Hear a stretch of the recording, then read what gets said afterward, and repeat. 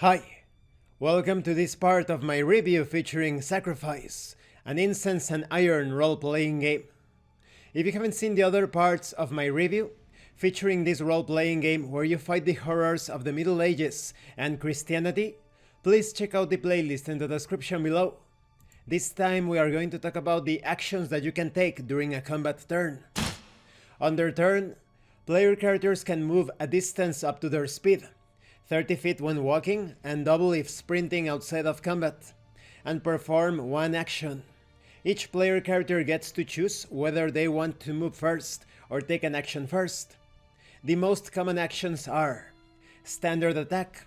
You perform an attack with your melee weapon or ranged weapon against a target within range.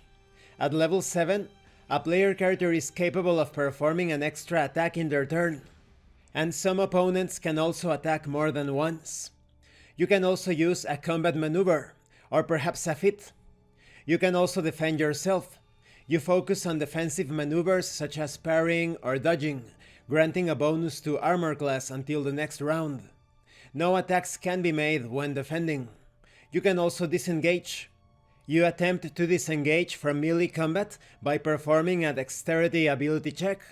If you fail, any opponent at melee distance can perform a free attack of opportunity against you. You can also carry out other actions such as using items, interacting with something on the battlefield, assisting an ally, etc. Once it's been determined that an attack hits, you must roll the weapon's damage plus your strength modifier for melee attacks or your dexterity modifier for ranged attacks. When a monster or non-player character reaches 0 hit points, they are dead. When a player character reaches 0 or less hit points, they become unconscious and must roll on the injury table. It's important to remember that characters wielding a weapon and not having the corresponding weapon proficiency perform their attacks with disadvantage.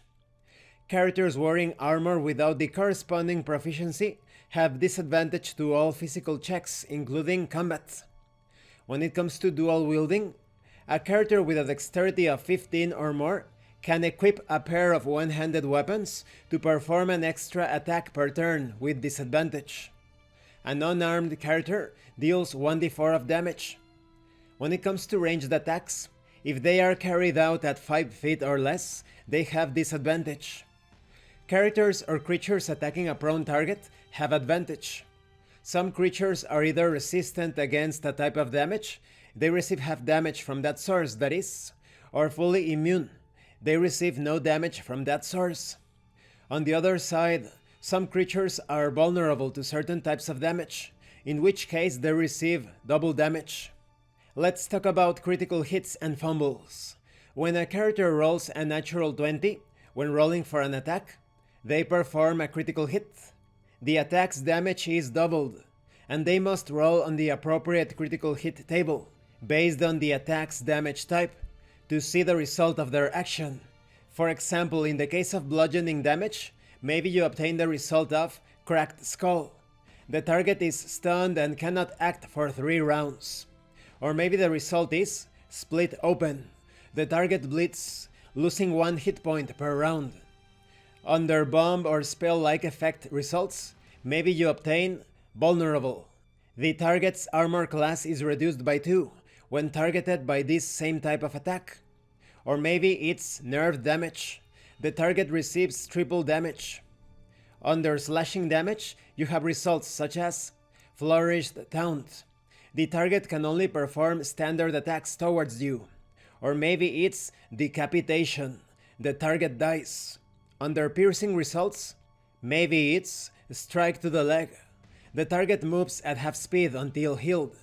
Or maybe it's a brutal poke. The target receives -2 to all actions. When a character rolls a natural 1 when rolling for attack, this is considered a critical failure or fumble. You roll on the fumble table to learn what happens. Enemy non-player characters and monsters do not roll on the fumble table. You could obtain results such as you hurl your weapon with such strength that it smashes against a stone. Or maybe, in the process of executing your attack, you trip and move forward 5 feet and fall prone. And this concludes this part of the review. In the next part, we are going to talk about enemy morale, healing and death, and fatigue. As you can see, there is good combat structure. But remember that these actions are just guidelines or examples. Many things could happen during a fight. So it's all up to you to come up with your own strategies and tactics during battle. If there is ever any doubt on how to apply some sort of combat maneuver, technique, process, just use the explained actions in this section as examples to come up with your own rulings. Thank you for watching this part of the review, and thank you for your likes and your comments. If you have any questions or comments, please let me know. And thank you so much to those of you that are going the extra mile to support the channel. If anyone else wishes to further support the channel, the information on how to do that will be in the description below. Once again, thank you, and see you later.